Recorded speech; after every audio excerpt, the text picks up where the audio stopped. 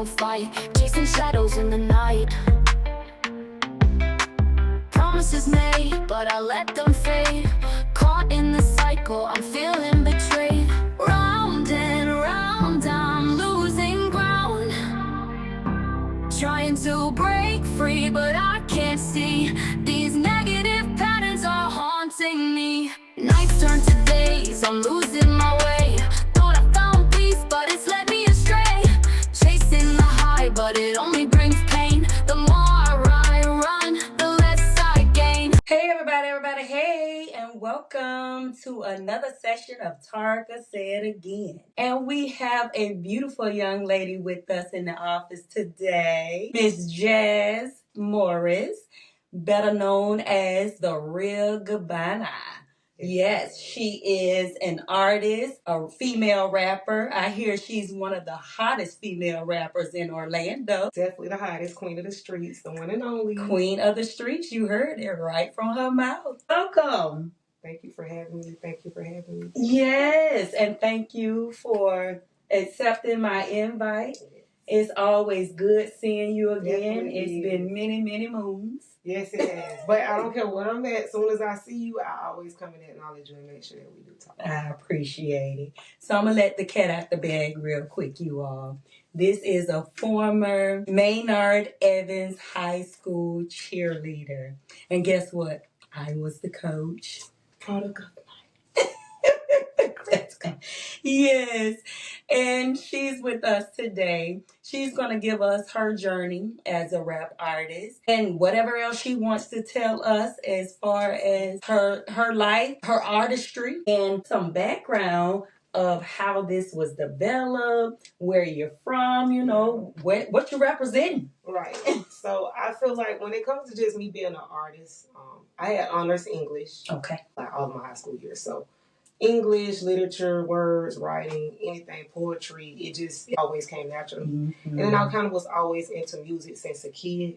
Like when I first seen Left Eye, I was like, I could do that. Mm-hmm. Whatever it is she's doing, because she wasn't singing like T-Boz and Chili. She was doing something more off the wall. And I'm like, I could do that. Whatever it is she's doing, that's what I can do. But I never really took it serious. So I feel like just the older that I got, I ended up writing a book kind of about myself.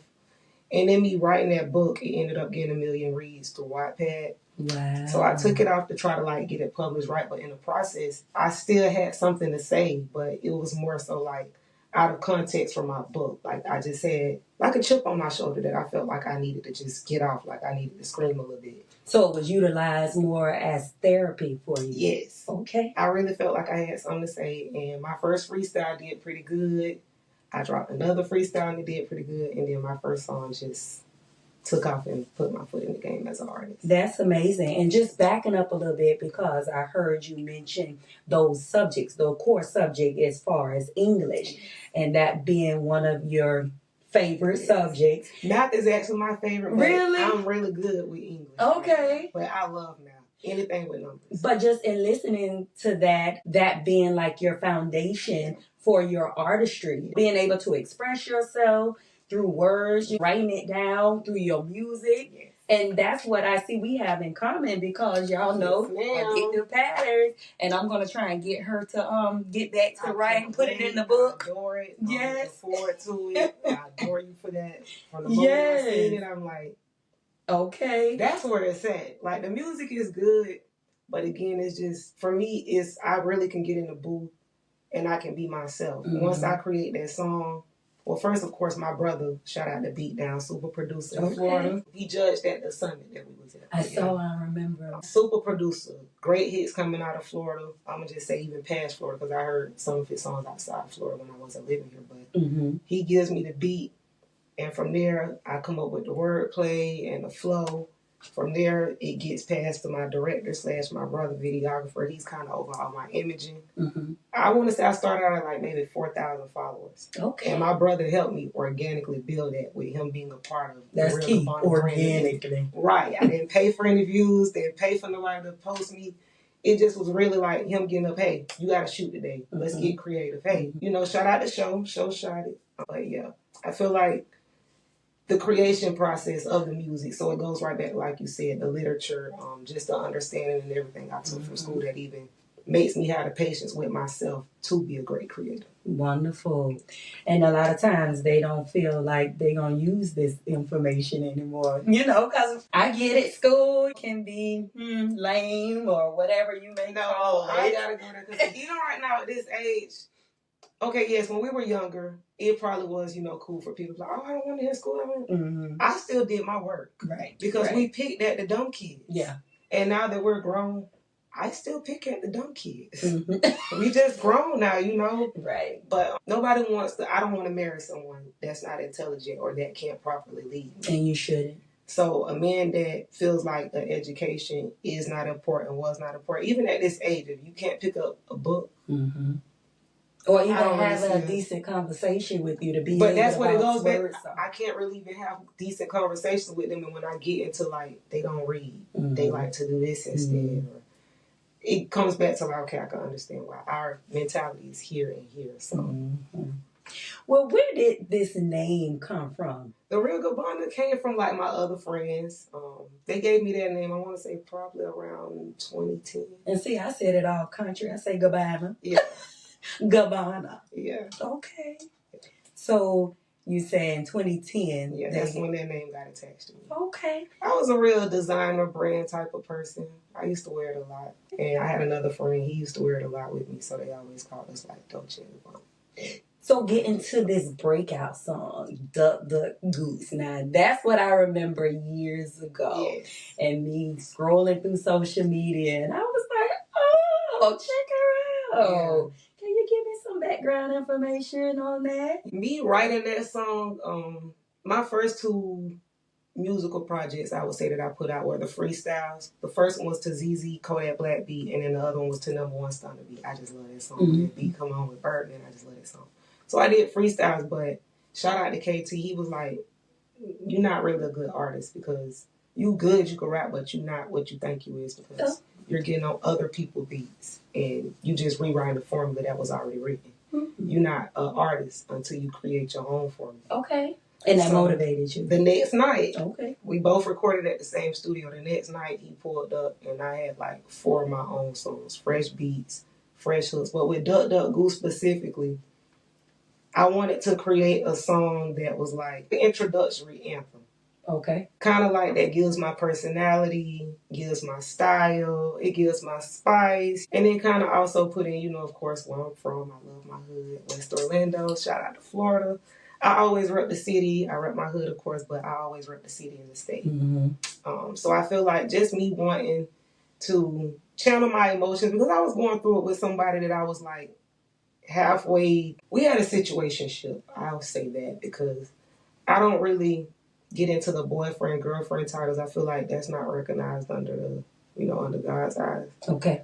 You die with a boyfriend or girlfriend, it's just your boyfriend or girlfriend. So I want to be someone's wife, so I don't care to be somebody's girlfriend ever again. So you choose not to use the titles. Right. I like it. We could be best friends until we decide on if we're going to get married because I want to marry my best friend. I like it. I do want somebody that no matter what happened, we can come back to the table if it's good or bad and tell each other. I feel this younger generation, y'all have something with that just automatically, I say coming out the womb, but not wanting to have these attachments or these titles. That's where I am now at this point, and I feel younger years, that's probably what it should have been. That's what I mean. At a younger age. Sorry to get so excited, but I was in an 8-year relationship, and when I tell you I gave that relationship my everything. Okay. I really tried hard. It showed me that I can be patient. It showed me that I can be with one person for a long time and that I can be faithful.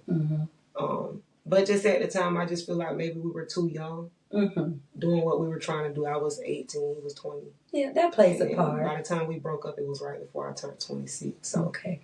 It's kind of we were young. And you're learning yourself. Right. He had some mistakes. I did not cheat, but I feel like there were things that when disagreements came up, I definitely could have handled them better. So I could take ownership in that. But having that title for 8 years of someone's girlfriend, okay, yeah, my bills were paid. I didn't want for anything, but I still was getting cheated on. I still lacked emotional protection and a provider emotionally and mentally. he didn't really lead properly because he was still trying to find his own way. Right, right. So I think just now at, even in the era we're in, girlfriends get cheated on. Not saying that wives don't, but Right. I would rather go through hell and back with my husband. Right. Because it's for better, for worse, rich or poor, death. Right. Part. Boyfriend, girlfriend, that doesn't really fall in there. So after I got out of that relationship, I still was trying to somewhat find my own voice. So with the book, I kept pushing that, and then Duck Duck Goose really was just to introduce the city to me as a serious artist. Like, okay, Duck Duck Goose, I feel like this is a good way. It's something catchy. It was fun. Mm-hmm. It was. And it just had like a little few lyrics in there to describe me, but I really wanted to make it. I feel like it was what Orlando was missing. We had a lot of male artists, but we didn't have any female artists that was standing on the tracks with no male artists.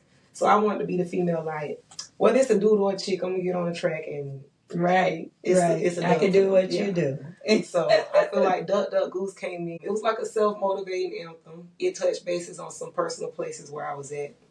Of course, in the second verse. First verse was kind of like just an introduction of me.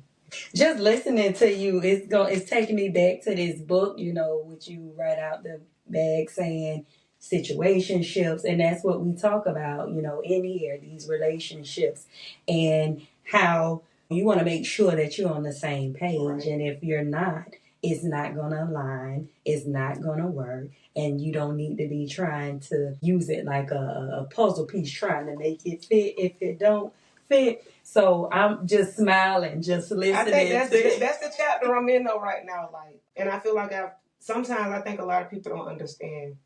Some chapters carry over into others. Mm-hmm. So even though you may start out in chapter 1, by the time you get to chapter 6, the message in chapter 1 is starting to make sense. Mm-hmm. So I would say I've been in that specific chapter of trying to stop forcing these pieces in place and stop forgiving people. Like, it's okay to forgive someone that didn't ask for forgiveness, but you don't need to forgiveness does not mean reconnect. Right.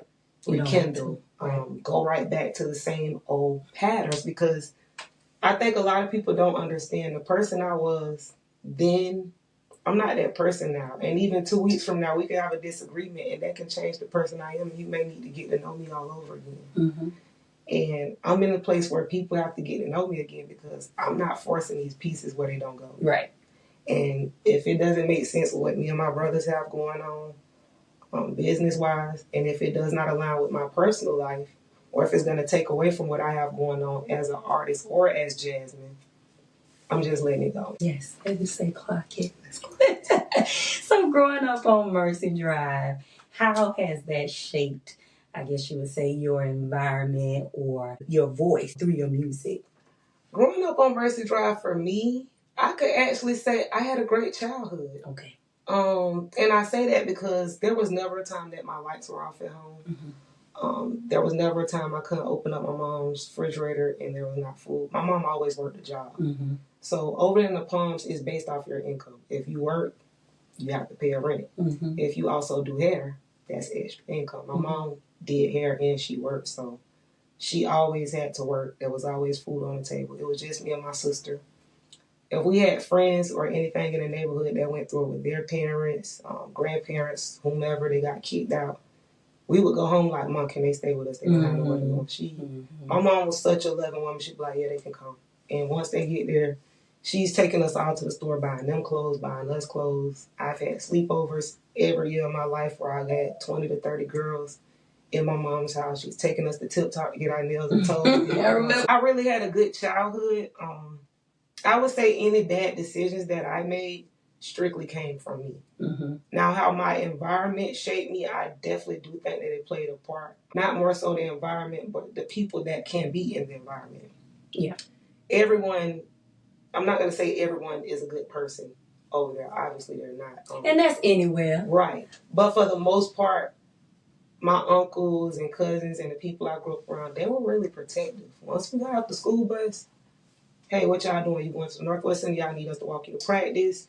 Hey, what's going on? Y'all want us to get you something out the store? It was more so like a family unit. Mm-hmm. Most of the bad and terrible and horrible times came from when outsiders came over there with problems or issues. Mm-hmm. And I feel like that's probably where the chaos came in. That's where I seen obviously a lot of deaths. Mm-hmm. A lot of people get hurt.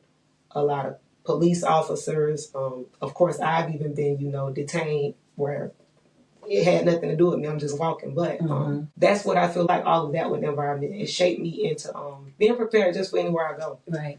You never know what you can face, what you can deal with. I'm a very poised person.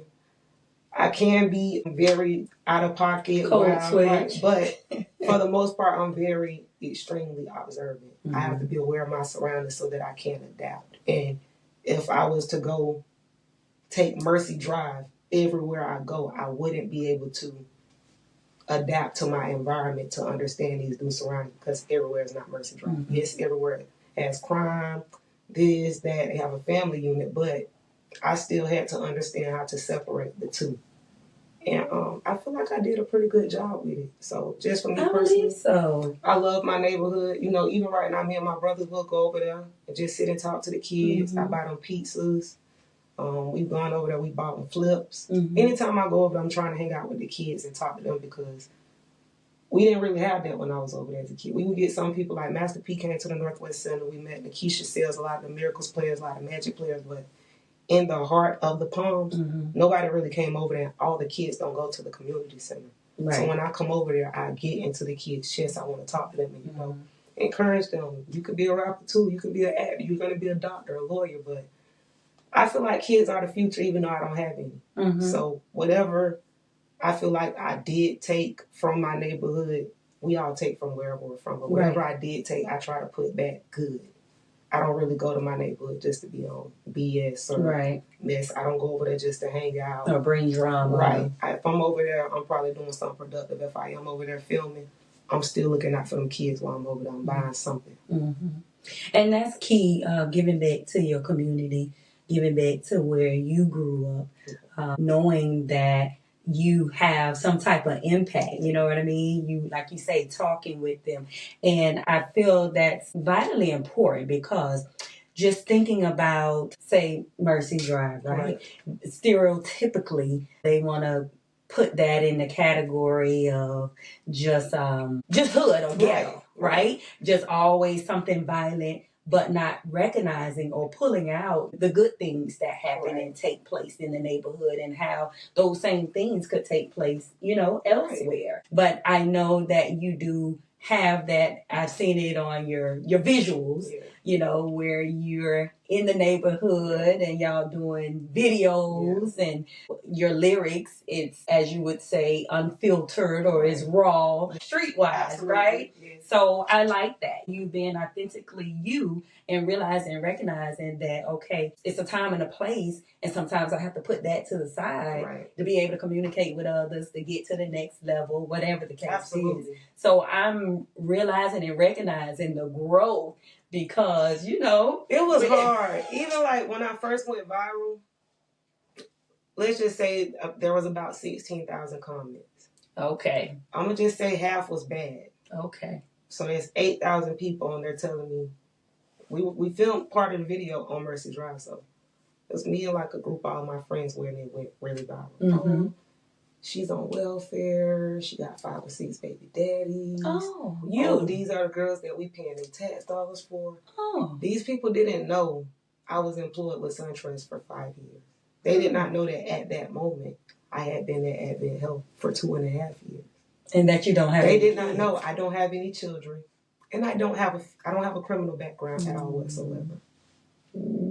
So a lot of things, I let them say whatever it is they want to say. I let them get their buzz off, get the rocks off, whatever it is. Because I had to understand everybody in this world is not going to like you, but they don't even know you. 90% of those people that did not like me in those comments, they kept up with me.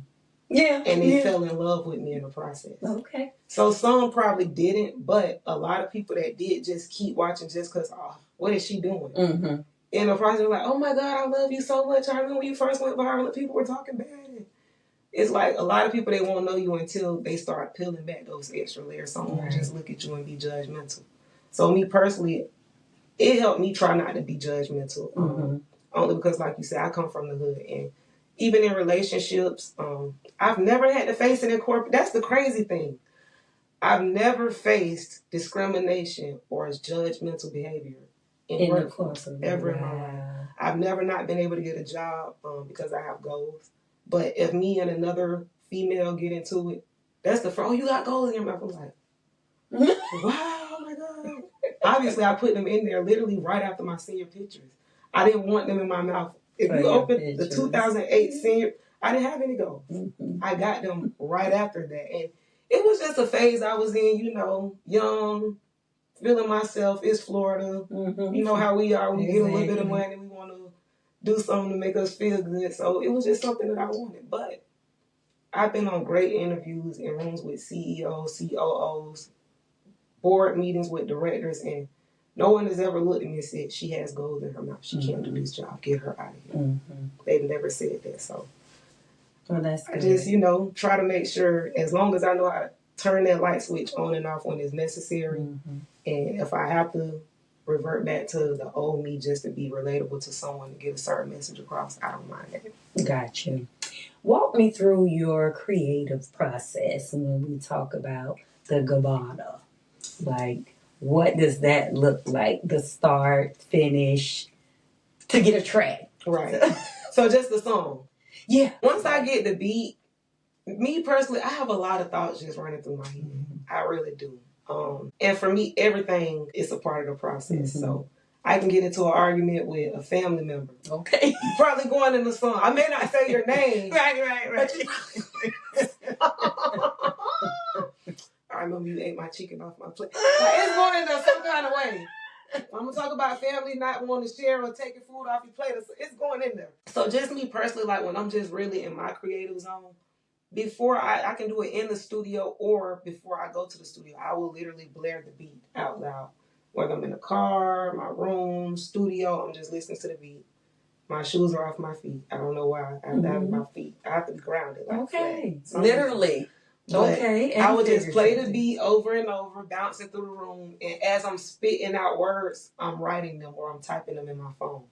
Because it's almost like I'm just, as the beat is playing, I'm freestyling. But I'm trying to make sure I'm not forgetting what it is that I'm saying. So I may even push record on my phone and just record whatever it is that I'm saying. Stop it. Then go back like, okay, I like that part. That was hard. This song needs a hook.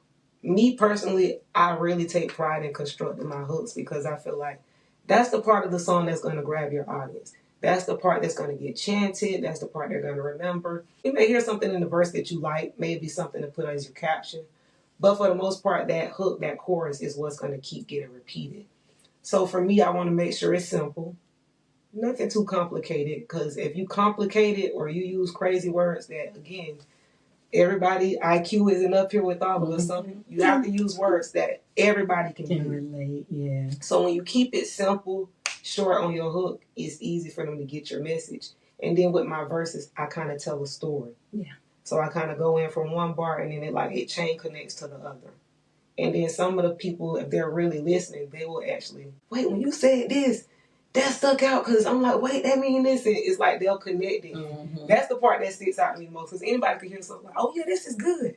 But when you actually get what it is that I'm doing with the music, that's the part that sticks out to me. But I'm really like a nerd with my music. I get in there.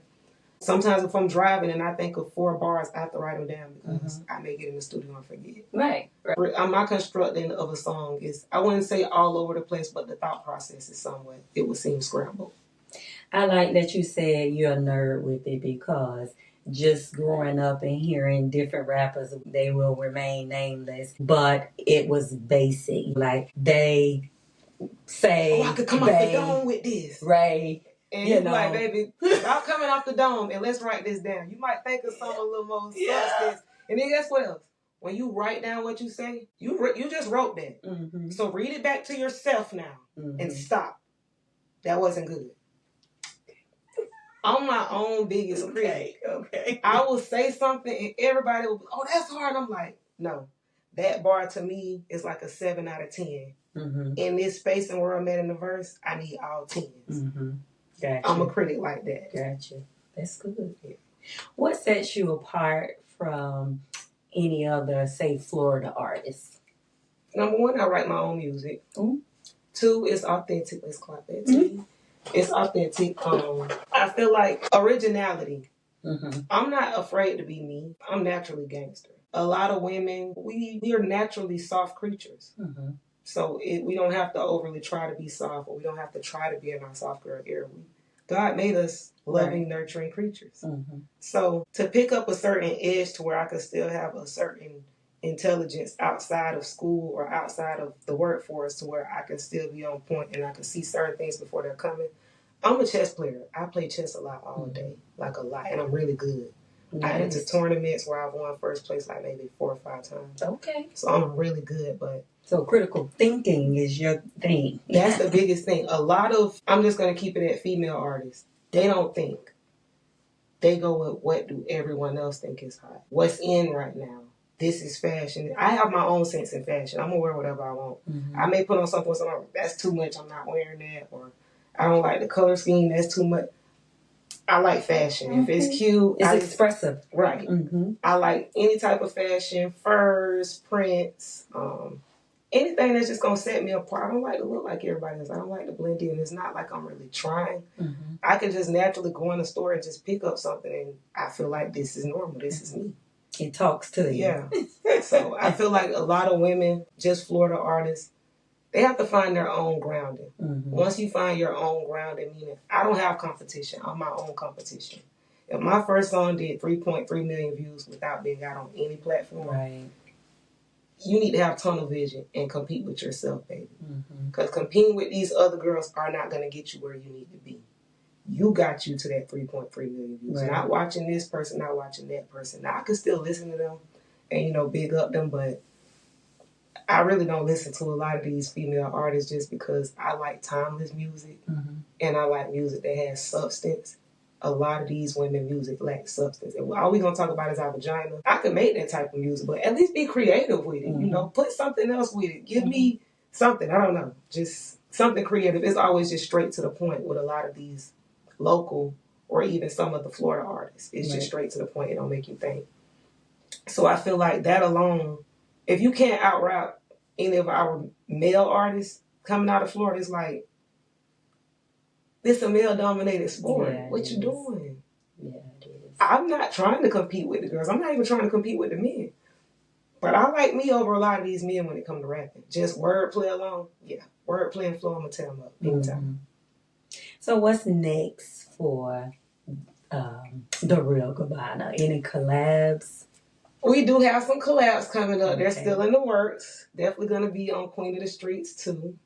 And shout out to Beatdown, fully produced by Beatdown.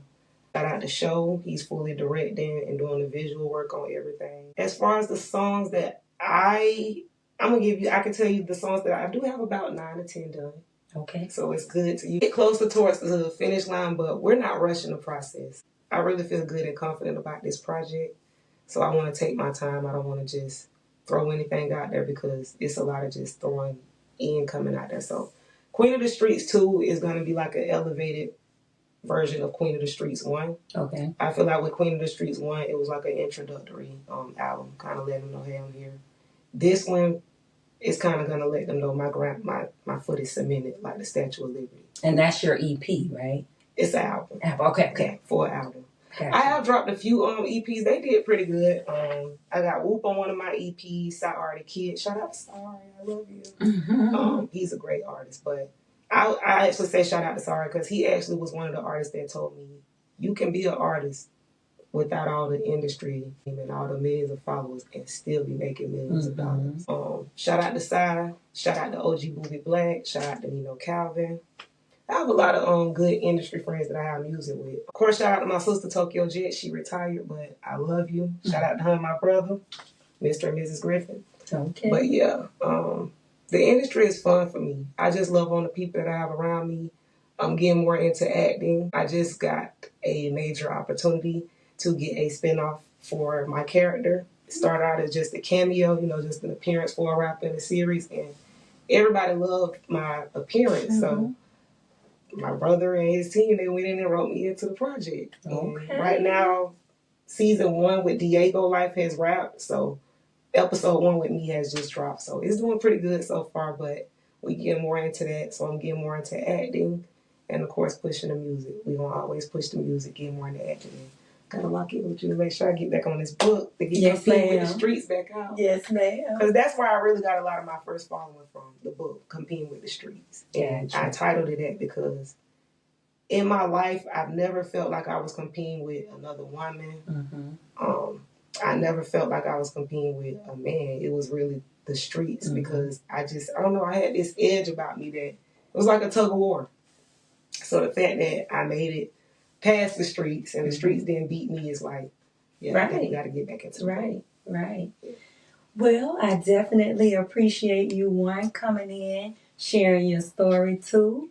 And make sure you get me your information, Definitely. Your handles, this season 1, season 2 information so I can share it with the people. Definitely. And you all make sure you check out Miss Jazz Morris, a.k.a. the Real Gabbana. Big G, not the little. Big G, not the little. Queen of the streets, the only queen. Okay. Listen, I can't keep up with all of that. I got you. But yes, thank you all for tuning in. And don't forget to like, share, and subscribe to Tarka Say It Again on Spotify, YouTube, and iHeartRadio. Have a good one.